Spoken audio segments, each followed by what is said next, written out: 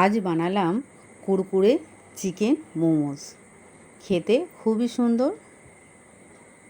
প্রথমে আমি একটি কড়াইতে তেল বসিয়ে নিলাম।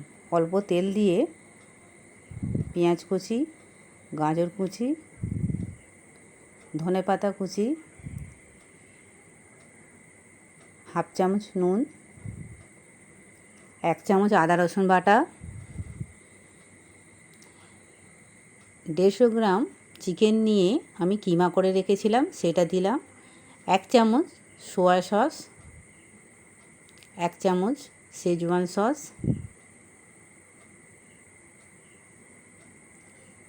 ম্যাগি মশলা এবং ওপর থেকে গরম মশলা দিয়ে আমি কিমাটা করে সাইডে রাখলাম।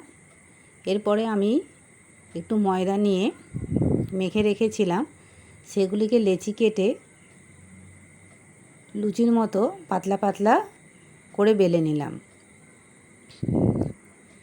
এর উপরে যেই আমি পুরটা করে রেখেছিলাম কিমার, সেগুলিকে দিয়ে মোমোর শেপে একে একে আমি করে রেখে দিলাম। দেখতেই পাচ্ছেন। তারপর একটি বাটিতে আমি 1 ছোটো বাটির ময়দা, হাফ বাটি কর্নফ্লাওয়ার, 1 চামচ কাশ্মীরি লঙ্কার গুঁড়ো এবং অল্প জল দিয়ে আমি একটা পাতলা ব্যাটার তৈরি করলাম।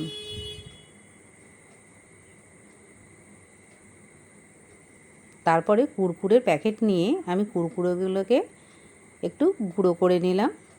তারপরে ওই মোমোসগুলো একে একে ব্যাটারে দিয়ে কুরকুরে লাগিয়ে তেলের মধ্যে ছেড়ে দিলাম। দেখতেই পাচ্ছেন কি সুন্দর মোমোগুলো আমার হয়ে এসছে। সেগুলোকে প্লেটের মধ্যে নিয়ে আমি উপর থেকে পেরি পেরি মশলা দিয়ে দিলাম। খেয়ে দেখবেন, দারুণ লাগবে।